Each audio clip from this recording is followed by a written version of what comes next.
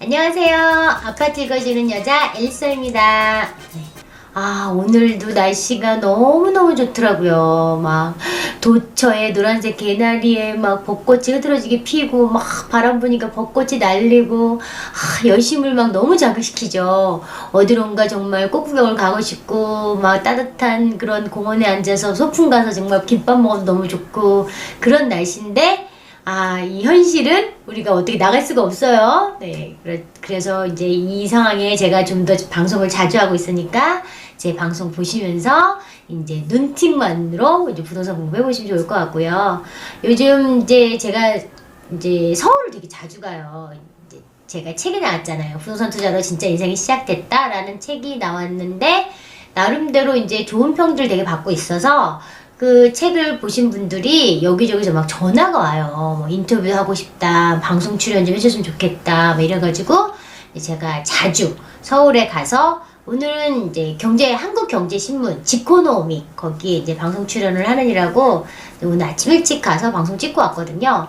근데 그 서울 오랜만에 가서 그 막 남산타워도 보고 명동도 보고 막 내려오는데 한강도 보고 하니까 너무 힐링이 되더라고요. 이 드라이브 스루만 해도.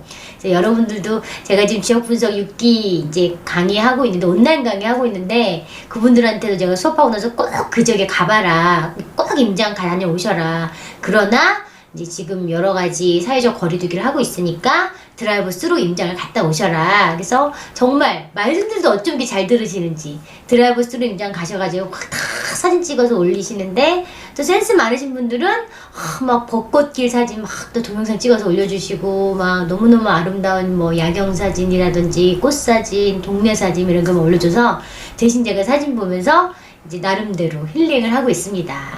오늘 너무 서론이 길었네요. 자, 제가 오늘 바탕화면은 닷컴스쿨 네이버 카페에 이제 깔아놨는데, 저 많은 분들이 제 방송 보시고 이제 강의 들으러 오고 싶다, 만나고 싶다 이런 분들이 있어서 이제 저를 만나고 싶은 분들은 닷컴스쿨 네이버 카페 오시면 제가 지금 온라인 강의 하고 있으니까 이제 뭐 온라인 강의 일정을 보셔도 좋고 여기서 신청하시면 될 것 같아요. 지금 일단 현재 하고 있는 거 마감이 된 상태고요.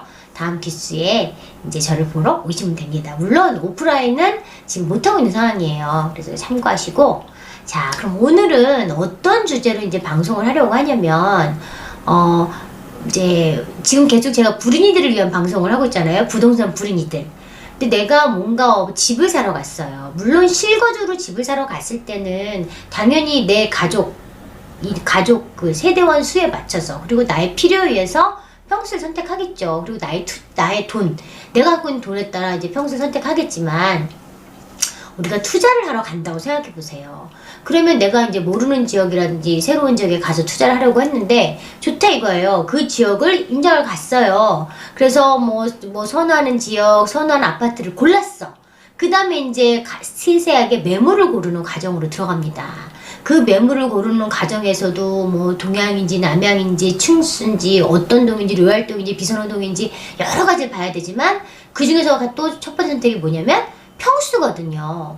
아파트가 표면이 굉장히 다양하잖아요. 작게는 뭐 13평, 뭐 15평, 17평, 19평, 우리가 보통 노멀하게 25평, 33평으로 말을 하는데, 이제 노멀하게 24평, 33평 있지만 좀 더 대형 평수도 있거든요. 근데 그 지역에 가면 이 지역의 주력 평수가 뭔지 어느 정도 좀 알고 가면 좋아요.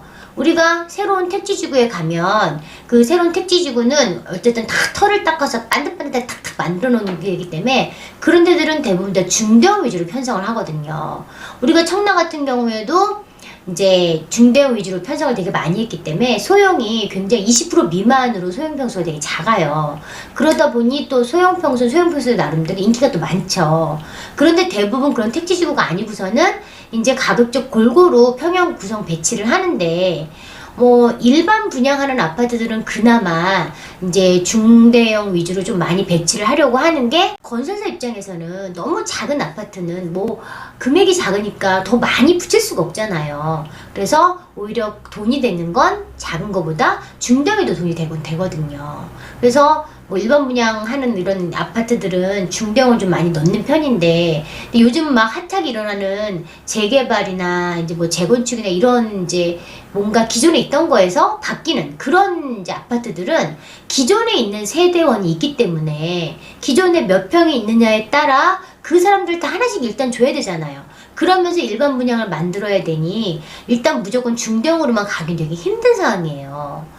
그러다 보니까 요즘 이제 재개발 재건축으로 해서 새 아파트가 계속 들어오고 있는 지역들이 점점 늘어나죠. 그러다 보니까 우리가 예전에는 소형 평수보다는 중대형 평수가 많았던 시절이 있었어요. 그때는 이제 중대형 평수가 많은데 또 사람들은 그때는 또 소형을 많이 원했던 그런 시기가 있었던 거죠. 근데 시기가 다 지나면서 지금은 오히려 너무 작은 집보다는 너무 초소형보다는 어느 정도 최소 24평, 그래도 기본적으로 33평을 사람들이 굉장히 많이 원하고 있죠. 가족이 꼭 많다고 해서 넓은 데 살아야 되는 건 아니잖아요. 우리 연예인들도 혼자 살아도 막 60평대 살잖아요. 그리고 사람이 짐이도 많고 뭔가 내 서재도 좀 갖고 싶고 옷방도 갖고 싶고 막 이러니까 최소 방 3개는 있어야 된다. 또 방 3개 살던 사람은 방도 4개 있어야 된다. 이런 넓은 데 살고 싶은 욕구가 점점점 강해지거든요. 그리고 새 아파트들이 이렇게 점점점 방 개수를 늘리면서 굉장히 구조를 잘 빼니까 이 그 새 아파트 호용을 아는 사람들이 이왕이면 좀 더 넓은 데, 이왕이면 좀 방이라도 많은 데를 많이 원해요. 뭐 저도 마찬가지예요. 저도 뭐 대형 평수를 원하죠. 저도 60평에 살고 싶지만 왜 못 사냐면 비싸기 때문에 못 산다는 거죠. 그래서 서울 수도권 같은 경우에는 우리가 어쩔 수 없이 그냥 내 돈에 맞춰서 실거주 선택을 하잖아요. 그럴 때 난 마음에는 뭐 40평 살고 싶지만 그냥 줄여서 30평 산다든지, 아니면 마음은 30평 살고 싶지만 내 돈에 맞춰서 24평 간다든지 이렇게 하고 있어요. 그러나 이제 지방으로 좀 내려갈수록, 수도권 쪽으로 갈수록 많은 사람들이 서울에 비해서 집값이 그렇게 많이 비싸지 않기 때문에 내 형편에 맞는 집을 선택할 때 가급적이면 30평대가 가장 노멀하게 보고 있지요. 예전하고 좀 트렌드가 바뀌었어요. 예전에는 이제 좀 중소형 위주로 그랬는데 지금은 오히려 중대형 위주로 많이 바뀌고 있고요. 또 공급 물량을 봐도요. 부동산 지인에 딱 들어가면요. 요렇게 뭐 서울특별시 치고요. 검색을 딱 누르면 여기 밑에 가면 면적별 잘 안 보이시겠죠? 이게 확대가 이게 부동산이 확대가 안 되니까 면적별로 이렇게 나와 있는 데가 있어요. 2019년만 해도요. 이렇게 20평대 비율이 30평대 비율보다 더 높죠. 두 개 합치면. 지금 파란색과 지금 초록색이 거의 20평대 비율이라고 보시면 되고, 노란색, 약간 주황색이죠? 똥색이라고 그래야 되나? 얘가 이제 30평대 비율인데 30평대 두 개 합치면 오히려 20평대 비율이 훨씬 더 많은 거죠. 30평대 비율이 더 적은 거죠. 이렇게 서울도 지금 뭐 재건축, 재개발로 계속 새 아파트 들어오는 상황이니까. 그러니까 서울도 어떻게 보면 이제 대세가 30평대로 가는 거고요. 지방도 마찬가지로 어쨌든 이제 집값이 그렇게 비싸지 않으니까 지방으로 갈수록 너무 초소형 평수는 사람들이 별로 원하지 않더라고요. 최소 24평, 그 다음에 노멀한 거, 기본은 33평으로 가야 이제 트렌드를 따라갈 수 있는 거예요. 이제 저는 예전에 이런 걸 잘 몰랐을 때는 제 투자금에 맞춰서 그냥 투자를 하러 가서 내 투자금에 맞춰서 이제 그 돈에 맞게 갭을 줄이려고 이제 이런 투자를 했는데, 나중에 지나고 보니까 내가 나중에 팔 때 보니까 이제 24평보단 30평이 훨씬 더 많이 올랐구나.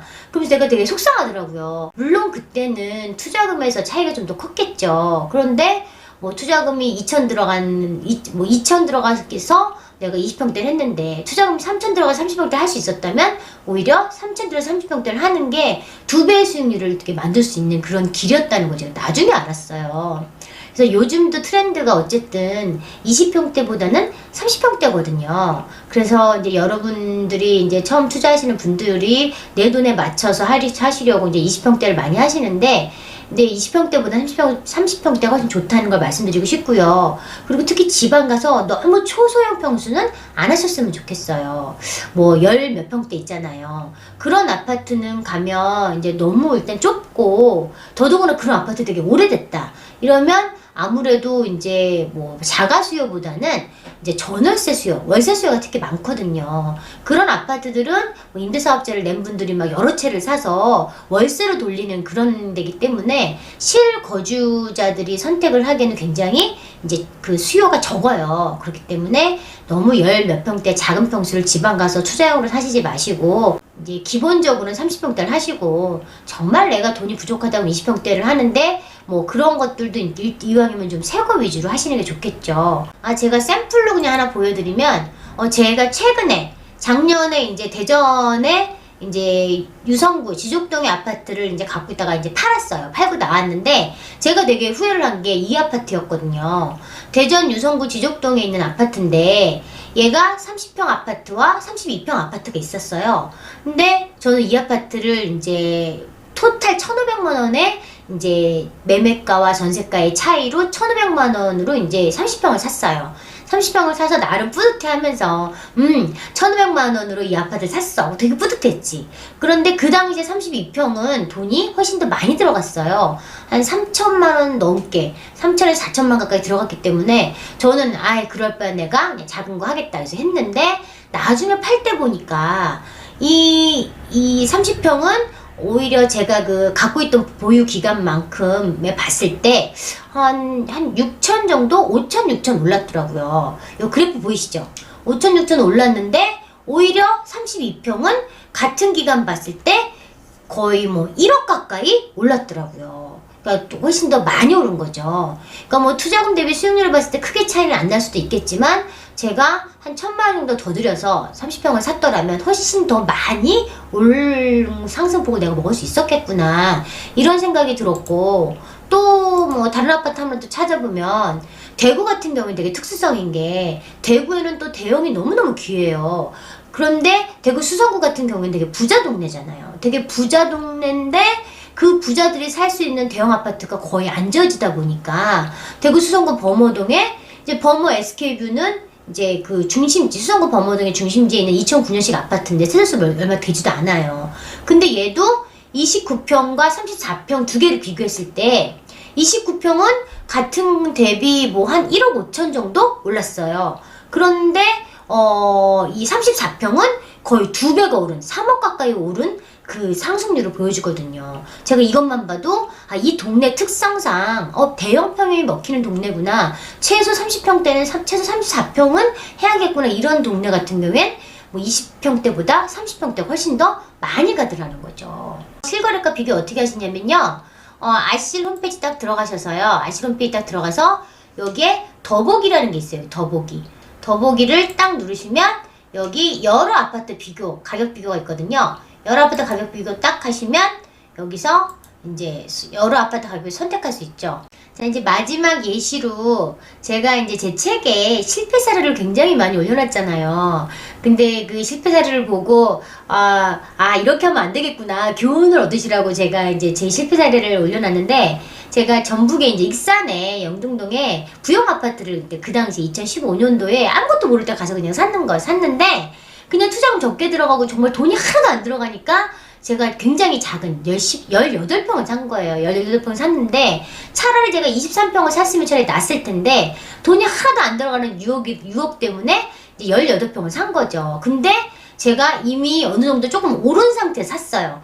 오른 상태에서 18평을 샀는데 제가 산 이후로 하나도 안 오르고 오히려 상가격보다 떨어지더라고요. 근데 그 오히려 23평은 그때 같은 시기에 24평을 샀더라면 다음은 2천 정도는 올랐더라고요.